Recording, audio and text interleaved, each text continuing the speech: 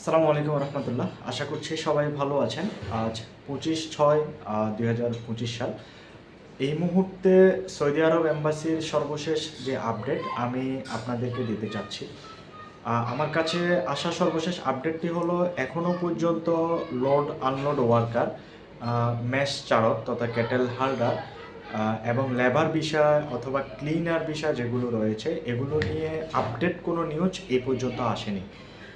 তবে একটি আপডেট যেটি আমি আপনাদেরকে এই মুহূর্তে আজকে জুলাইয়ের 25 তারিখ দিতে চাচ্ছি রাতের বেলায়, সেটি হচ্ছে ইতিমধ্যে রিক্রুটিং এজেন্সি মালিকদের সংগঠন বাইরা কর্তৃপক্ষ এই বিষয়টি নিয়ে ইতিমধ্যেই বসেছেন এবং তারা একটি মিটিং করেছেন এবং একটি সিদ্ধান্তে উপনীত হয়েছেন এবং সেই সিদ্ধান্তটি তারা ইতিমধ্যেই প্রবাসী কল্যাণ মন্ত্রণালয়কে জানিয়েছেন এবং প্রবাসী কল্যাণ মন্ত্রণালয়ও তাদের যে সিদ্ধান্ত তারা দিয়েছেন, যে সিদ্ধান্তে উপনীত হয়েছেন বাইরা তথা রিক্রুটিং এজেন্সির মালিকরা, সেটির সাথে প্রবাসী কল্যাণ মন্ত্রণালয় তথা সরকারের প্রতিনিধিরাও কিছুটা একমত পোষণ করেছেন।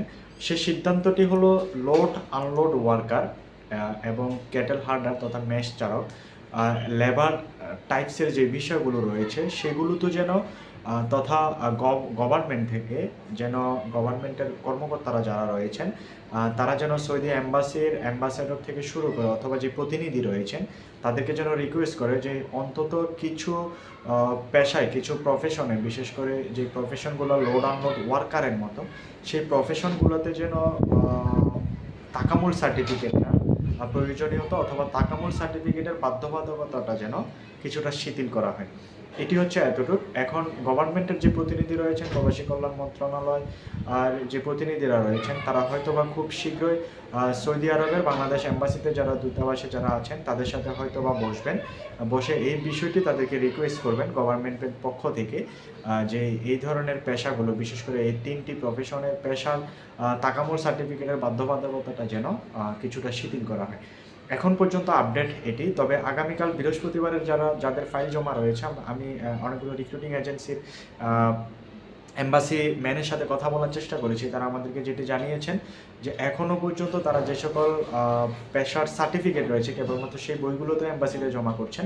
এর বাইরে অন্য যে বইগুলো এম্বাসিতে জমা হয়েছিল কিছুদিন পূর্বে সেগুলোতে ভিসা দেওয়া হয়নি। সেক্ষেত্রে অনেকেই নতুন করে আর সেই বইগুলো এম্বাসিতে জমা করছেন না, শুধুমাত্র ওই বইগুলো জমা করছেন, যে ওই পাসপোর্টগুলোই জমা করছেন যেগুলোতে তাকামুল সার্টিফিকেট রয়েছে।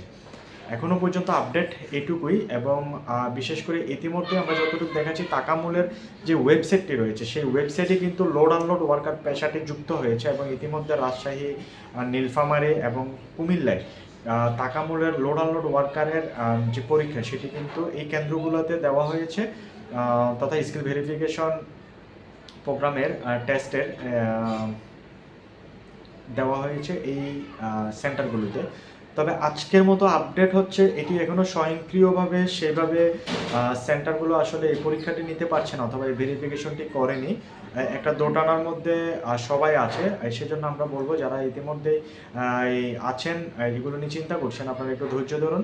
ইনশাল্লাহ আগামী রবি, সোম, মঙ্গলবারের মধ্যে একটি ফাইনাল আপডেট আসবে যে কোন কোন পেশার ক্ষেত্রে তাকামুল সার্টিফিকেট লাগছে এবং কোন কোন পেশার ক্ষেত্রে তাকামুল সার্টিফিকেট লাগছে না।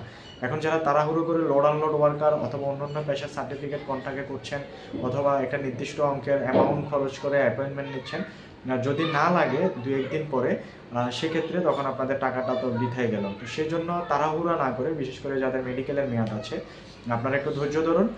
ইনশাল্লাহ আশা করছি একটা আপডেট আসবে। বিশেষ করে কিছু কিছু প্রফেশনের ক্ষেত্রে আশা করা যায় ইনশাল্লাহ এম্বাসি কর্তৃক তাকামুল সার্টিফিকেটের বাধ্যবাধকতা কমে আসতে পারে। এর বাইরে আপনাদের কারো কোনো প্রশ্ন থাকলে আমাদেরকে অবশ্যই কমেন্ট সেকশনে জানাবেন। ধন্যবাদ সকলকে। আসসালামু আলাইকুম রহমতুল্লাহ।